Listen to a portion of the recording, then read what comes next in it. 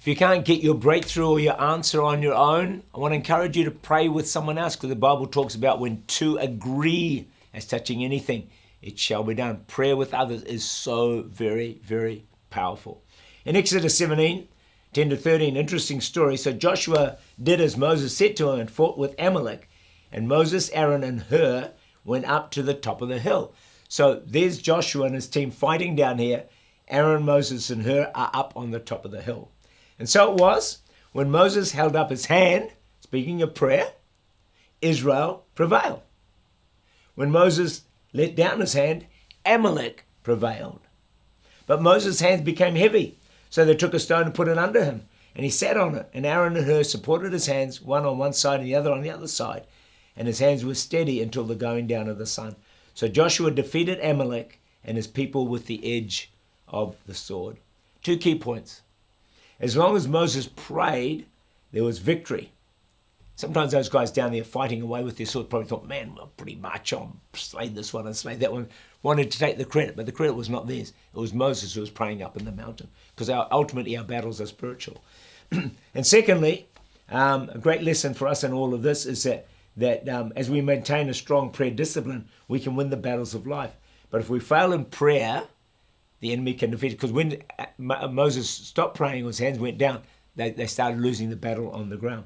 But the second lesson here is that Moses needed help in prayer to win the victory. And this is a mighty man of faith. I mean, you're talking about Moses, 40 years fasting up the mountain, gets a 10 commandments by the finger of God. Incredible. But power is released in the spirit realm when people gather to pray together. So there's no substitute for prayer. One day, when the records of eternity are read out, only then will it be known how much was accomplished in this world through prayer. It's incredible, isn't it, really? A lot of things that we think just happened because somebody actually prayed.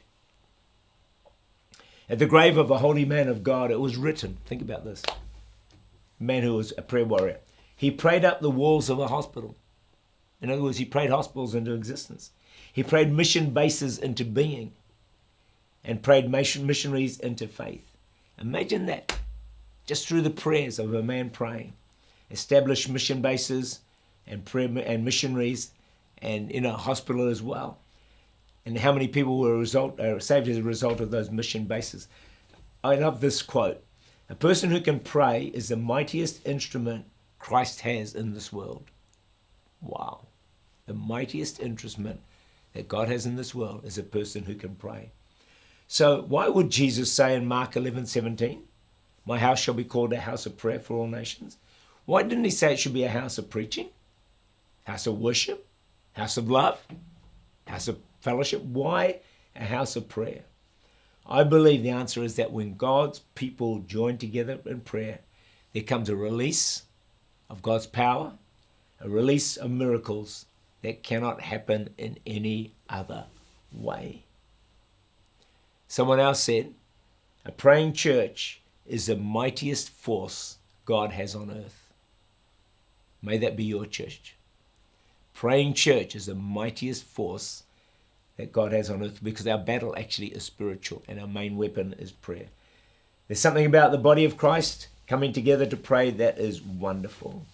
And it's no surprise that the devil would do everything he can to halt the advance of the church, to hinder the church, or at minimum, if he can stop a church from praying. He probably doesn't care about everything else the church does.